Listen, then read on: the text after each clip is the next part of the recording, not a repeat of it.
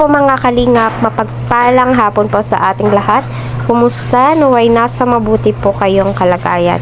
So, ang topic po natin, worry ng ibang-iba na nga, no? Pagdating sa kahit sila napapansin na nga po ito. Yes, kahit si Kalingap Rob, napapansin po ito. Kalingap yan. Kuya Jomar, unang-una, maraming salamat kay Ate Ruda, no? Dahil siya yung nandyan para kay Rina.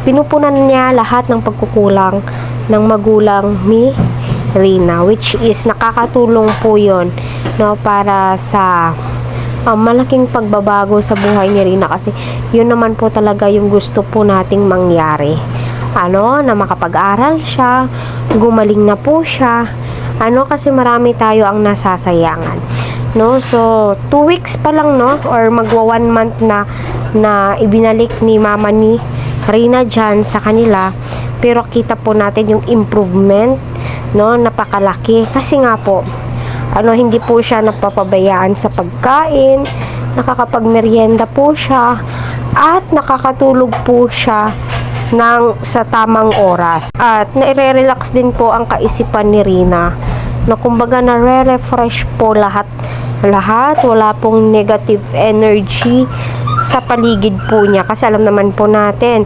si Ate Ruda ay maka-Diyos, the way na magsalita si Ate Ruda ay napakamahinahon, which is kailangan po yon ni Rina.